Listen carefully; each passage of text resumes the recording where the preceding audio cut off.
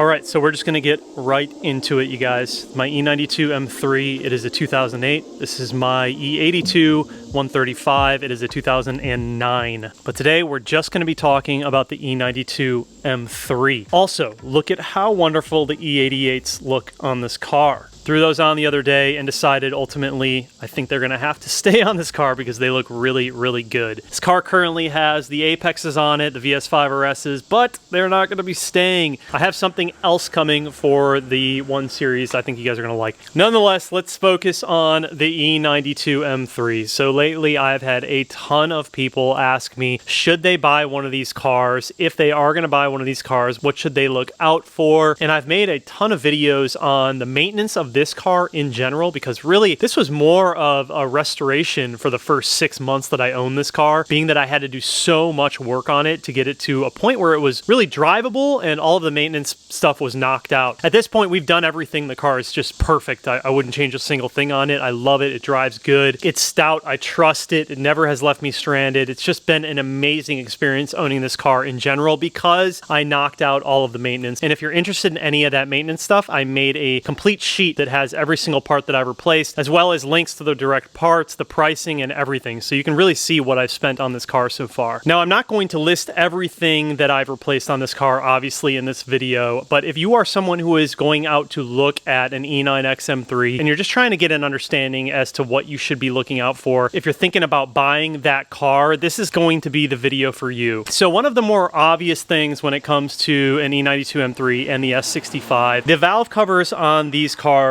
tend to leak. They tend to get moist after a while, and you can start to see a lot of buildup in oil down here. Now, obviously, I have brand new valve covers. This car has just over 100,000 miles on it. Literally just cracked 100,000 last weekend. But I did just replace these valve covers a few weeks ago, and obviously I don't have any problems now, but mine were starting to leak. And you tend to see that on any of these E9X M3s with 75K plus miles. The valve cover gaskets start to fail over time, and then you start getting a buildup on the inside of the valve cover because the factory valve covers are made out of magnesium. What happens is the inside of the valve cover starts to flake, it starts to fall apart, and that obviously can get into your engine, into your oil, and that's no good. We don't want that. So the best way to go about that is to obviously replace it with valve covers. I went with the MLT billet aluminum valve cover set. Really, really love this set. It looks phenomenal. I had it powder coated to match my gold F80 brakes, and I think it turned out really good. I've had zero issues with them. Super straightforward install if you've ever done valve covers on S65. But off the bat, I mean, that is going to be something that you're going to want to look out for when you go to look at S65s. Literally the first thing I do when I get to the private seller's house or the dealership, I open up that hood and I look at the valve covers because I know right away, 9 times out of 10, unless they've been replaced, those valve covers are going to be leaking. And these are things that you can sort of bring up in the negotiating process and say, hey, look, you know, I really like the car. Overall, it looks great. However, the valve covers are leaking. That's going to cost me, you know, $1,000 or so to replace those. Maybe even more with labor and everything. Might be a couple $1,000 just to replace the valve covers on the car. And so that might give you a little bit of leverage there when it comes to haggling with the people on price. But the honest truth is, you know, the majority of these cars are going to be leaking or sweating out of the valve covers. The other thing that you can do to check is, like I said, you know, the factory ones are made out of magnesium. So what you're going to want to do is just take off the oil filler cap. And when you look inside the factory valve cover, you're going to see a lot of flaking and just really like dark brown material coating sort of falling off of the inside of the valve cover. That will also tell you, you know, 1, the valve covers have never been replaced, and 2, that the valve cover is starting to fail on the inside as well. So based on those two things, sweating, leaking, and then also the inside, you're going to want to address the valve covers. This is not uncommon. Most people know about this, but I did just want to point that out in the beginning. And if it were me, I probably would not just replace it with OEM ones. I would go with an upgraded valve cover set. Like I said, I like the MLT. They have NRW. They have a bunch of different brands that you can go with, but at the end of the day, the point is just replace them and get it done. Now, while we're talking about the valve covers, let me grab a light real quick. So on the S65, you have 4 Vanos caps. There are these plastic caps, and you'll see them right on the inside. I see that black piece right there hanging on to the end of the gear. That is a Vanos cap. So on these cars, the factory Vanos caps are actually made out of plastic. And what happens is over time, that plastic can get brittle and it can actually fail. That can obviously go down into your engine, hopefully just sit at the bottom of the oil pan, but sometimes it can also get sucked up into the oil filter. It can clog the oil filter. It can cause catastrophic damage. And overall, it's just not good, obviously, for the engine. So I ended up going with the Evolve metal aluminum Vanos caps that actually just replace the plastic ones. Now, this is something that I obviously addressed when I did my valve cover, because it's like, why not? You're already there. And my factory Vanos covers were falling apart as I removed them. So they were ready to go. And I'm really glad that I caught that on time and did replace them. But a lot of times what you can do is just look inside there and look at your Vanos caps, or if you're going to look at a car, just take a look at the Vanos caps. See if they look like they have cracked at all, or they are falling apart, or they are moving off of the actual gears themselves, because that is going to tell you that obviously those need to be addressed. And that also might give you a little bit of leverage when you are talking with the seller on the price of the vehicle. So like I said, I went with the Evolve Vanos caps. They are metal. They basically just replace the plastic ones. They snap right on. They have a 0% failure rate. They have other Vanos caps where you actually have to retime the engine and you bolt them to the timing gears. It's really up to you guys what you end up doing, but that is a part of this motor that needs to be addressed. And it's just a good thing to look out for when you are already replacing the valve covers. And it's also easy to check for. Obviously, you can't check this side, but you can check this side, and that will kind of tell you what's going on with probably that side if it's happening on this side. So in the engine bay, when we're going to look at the car, these are the obvious things that we can see. The valve covers, the Vanos caps, those are two things that you can check right off of the bat, and it doesn't obviously require you to put the car on a lift or anything. So something else that you want to pay attention to on these cars, you know, once they start getting up to this age, this mileage, if you smell fuel around here with the car, you smell any sort of gas, you likely have cracks or hairline fractures in your fuel send unit. Now that is something that I had to replace immediately when I bought this car, because the scent of fuel was just super, super prominent. And I knew that something was going on. After I did a little bit of research, I realized, okay, it's the fuel send unit. Just did a replacement unit, threw it in the car. It's an easy job. Anyone can do it. But if you smell gas, that's likely what it is. So that's going to be something else that you just want to pay attention to when trying to buy one of these cars, or, you know, calculating up some of the maintenance that you're going to have to do. So the next one, no matter where you are buying your E92 M3 from, whether it's a dealership or whether it's a private seller, always make sure you scan the car for codes. Now, this day and age, there's a lot of ways to do this, but there's really no excuse for you to not have one of these, especially if you are planning on owning a BMW, or really any car for that matter. This one I just grabbed off Amazon, and it really wasn't that expensive. I'll have it linked down below. It does everything that I need to do, and it will tell me if there's something wrong with the car. I can read the code, I can clear the codes. And this has saved me quite a few times when just trying to diagnose what is going on with a car that I'm interested in buying. Now, if someone says, no, I don't want you to scan the car, well, then there's an obvious problem there. Anyone who is an honest seller and they believe in the car that they're selling isn't going to deny your request to scan codes on the car. So that should be a red flag right off the bat if they tell you just, no, I don't want you to scan the codes. So highly recommend get one of these. I'll have it linked down below, but this thing is definitely a game changer. And like I said, man, everyone should own one of these. If you're a car guy, just buy one of these. You're going to need it at some point or another. I can't tell you how many times we get people that come to the shop and they can't figure out what's wrong with their car because they don't own one of these. And it's like, dude, these are not expensive. Like, just go ahead and buy one of these off Amazon. It'll at least give you an idea as to what's going on with the car if you are having problems,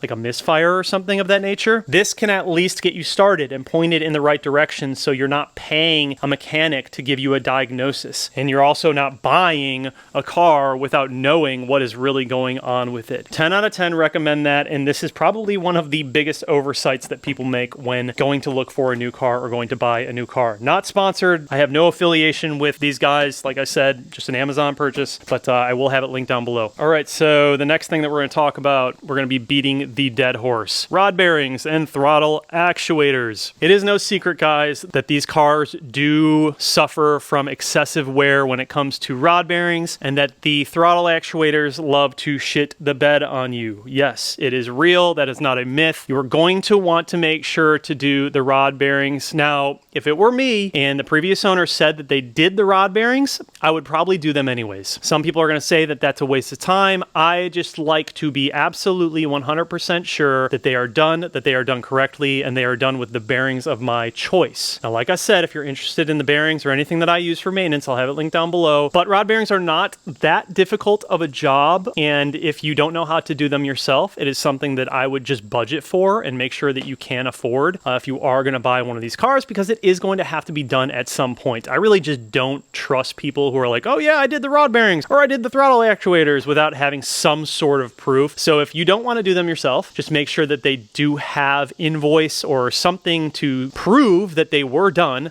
because they will need to be done. And the throttle actuators were actually already done in this car at one point. However, I redid them with the Evolve throttle actuators because they have a lifetime warranty and they're uprated, so they actually have better internals than the factory plastic internals on the OEM throttle actuators. So I just did that for peace of mind and just sort of bulletproof the car as best I could, and I've had zero issues with this car since then. I also just did a Blackstone analysis on the oil. Everything looks flawless, and I did the rod bearings about 8K ago. I did the rod bearings right when I purchased the car. I already ordered the rod bearings before I had the car. It was like that, you know? So like I said, if you are going to buy one of these cars, 10 out of 10 recommend just go and do the rod bearings, plan to do the throttle actuators. You don't have to do it all at once, but throttle actuators is definitely 100% something that anyone can do in their garage with some basic tools. I'll leave a link to a video of me doing it. It's very, very simple. Rod bearings might be a little bit different. You are going to definitely want a lift of some sort. You do have to drop subframe. It's obviously a bit more technical, but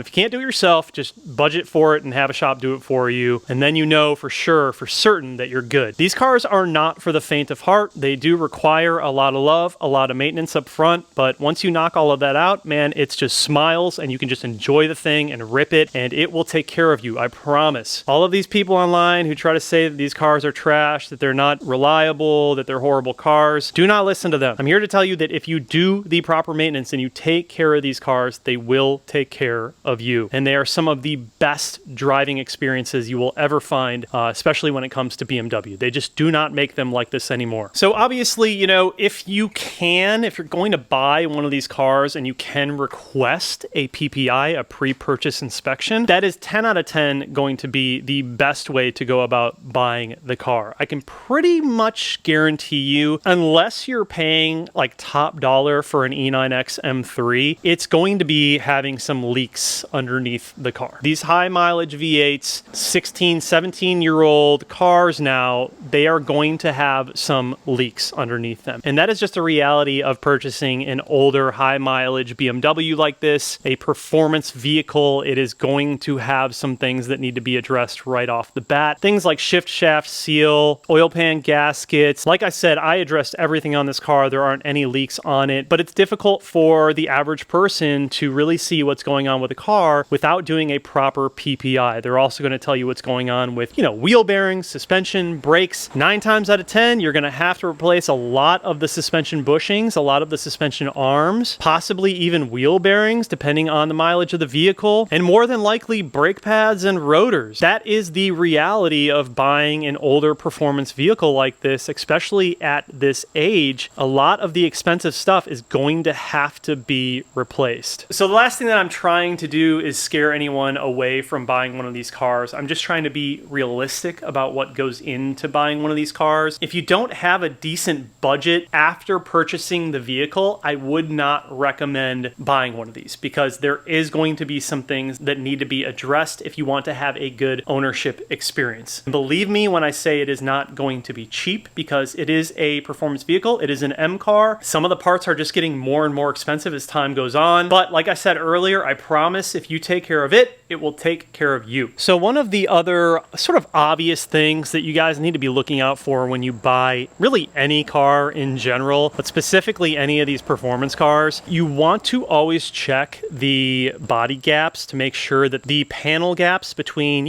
bumper, hood, fenders, doors, roof, anything like that, you want to make sure that things haven't been replaced, possibly from an accident. And a lot of times, pretty easy to tell with these cars. You'll have hood alignment issues with a ton of these cars. Like, it's very easy to tell if a bumper has been removed because the hood and the bumper never really quite line up. Now, obviously mine looks pretty good and I've taken my bumper off a ton of times, but really that's just because I know how to adjust it. You can usually tell if you look at the gaps between here and here. They are typically pretty far off. Same from here to here and here to here. Now just start paying attention to those three things when you begin looking at these cars, even just like scrolling online. Like, look at those different gaps, because you'll notice that a lot of these E92s and E90 M3s, they have crazy weird gaps when it comes to that area. Most people just don't address it, which is pretty crazy to me because it's very obvious, but that is something that I would keep an eye out for, because it will tell you right off the bat if something has been changed or moved or replaced. And if something had to be replaced, well, then that should obviously raise some red flags. Of course, get the Carfax on the car. PPI and Carfax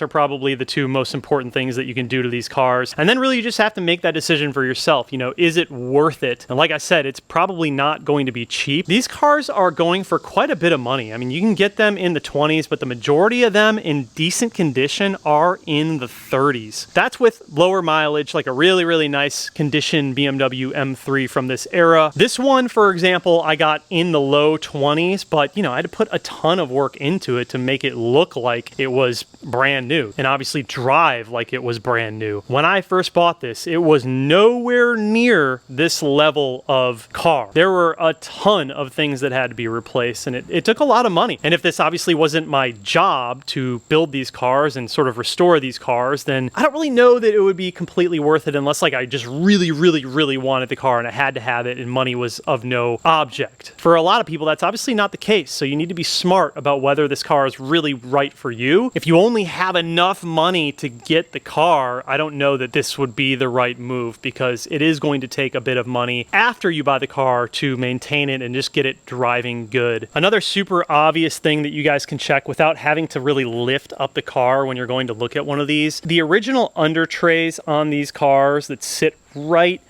under here, you'll be able to get underneath there and see if that under tray is in fact intact. 9 times out of 10, that under tray is going to be ripped, damaged, or completely missing. Mine was completely missing on this car when I bought it. I ended up just replacing it with the MLT aluminum under tray, which just makes way more sense, fits better, has a higher clearance, and has more protection for the oil cooler and everything underneath the car in this area. And it's just a singular piece that fits well. So it just made a lot more sense to go that route. Turner Motorsport also makes an E9X M3 under tray that works really well. But the point is, you'll be able to see that without having to lift up the car. I know that a lot of people, when they go look at these cars, they're doing it off of Facebook Marketplace or Auto Trader or something like that. They're not at a dealership. If you're going to buy it from a private seller, sometimes you just can't get a PPI on it, and you just want to be able to make sure that the car is good by visually looking at inspecting the car yourself. That is something that you can do. You can obviously just crawl into there and take a look, put your hand in there and see if you can feel it. Feel if it's damaged at all. You'll also be able to feel it on the inside of the front of the fender well. You should be able to feel it in there. And the factory one, to replace the factory one, which I highly recommend you don't, because it's just a waste of money. It's going to happen again if you do that, but it's super expensive. It's like $500 just for that little piece in there, where you can just upgrade it for about the same amount, maybe a little bit less, and it's going to last the lifetime of the vehicle from there on out. So that is another thing to look out for on these cars. All right, so hopefully that helped you guys. Obviously, like a ton of stuff when it comes to these cars that you should be looking out for. I'm trying to not pick like the most obvious things that go wrong on these cars, but they've been out for a while and we all kind of know at this point what needs to be addressed if you are going to end up buying these cars. I think the most important thing is, if you don't know a lot about these cars, bring a friend or someone you know who does know a little bit more about this platform, and just look for the basic things. Leaks,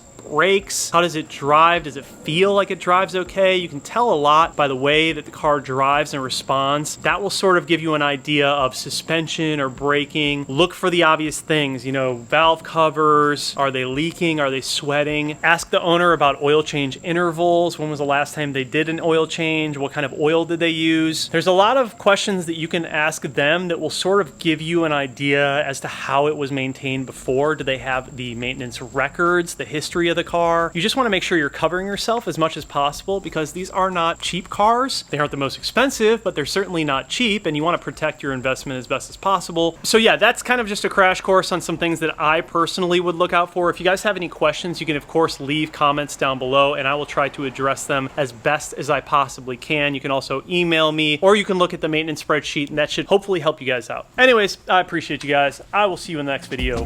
Peace out.